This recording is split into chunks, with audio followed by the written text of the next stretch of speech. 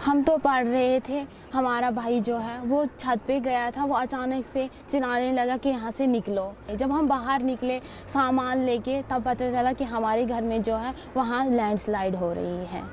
ये white colour की सब जो दीवारें हैं उसमें क्रैक जो आए हैं, ये मेरा घर है, यहीं पे हम रहते थे।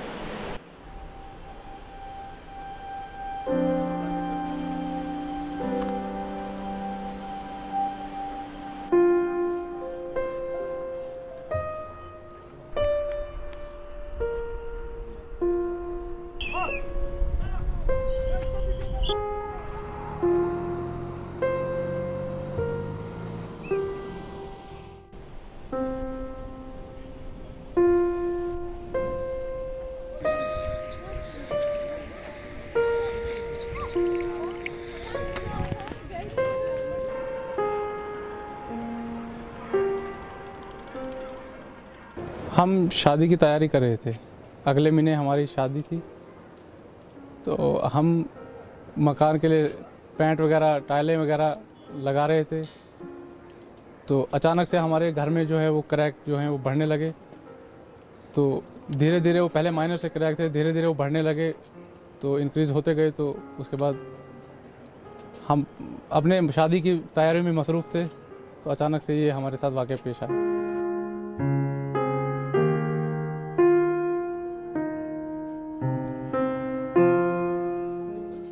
बहुत अच्छा सिस्टम चल रहा था, लैंडस्लाइड की वजह से हमारा बहुत ज़्यादा लॉस हुआ, जिसकी वजह से हम अपनी पढ़ाई अब कंटिन्यू नहीं कर पा रहे हैं। आगे से अब स्कूल भी ओपन हो रहे हैं, अब हमें रहने के लिए नहीं कहाँ, हमारी यूनिफॉर्म भी हम खलबल में पता नहीं कहाँ है। पहले हमने एक छत बनाया, उसके बाद दूसरा छत बनाया, फिर तीसरा छत भी बनाया, कर्जा उठा के लोगों से कर्जा सर कई अभी दुकानदारों के कर्जे देने के लिए अभी बहुत कुछ पेंडिंग था। अभी मकान को अभी चल ही रहा था, अभी कोई ज़्यादा कंप्लीट भी नहीं हुआ था, तो तब तक ये वाक़या हमारे साथ पेश आया।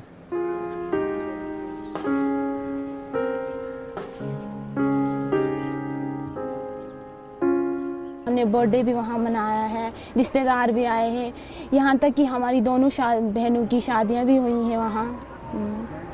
बहुत ज़्यादा यादें जुड़ी हैं उस घर से हमारे। हम रात को भी वहाँ पढ़ते थे, काफ़ी टाइम तक 12-12 बजे तक पढ़ते थे, बहुत ज़्यादा। अब किसी के घर कहाँ पढ़ना, अब यहाँ ऐसे ही पढ़े हैं।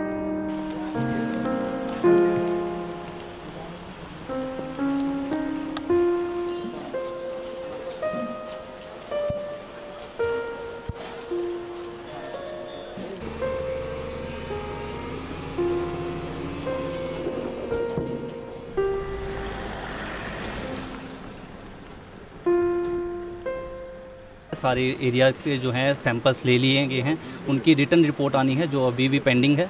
जैसे ही वो रिपोर्ट आएगी उसके बाद ही कुछ कहा जा सकता है।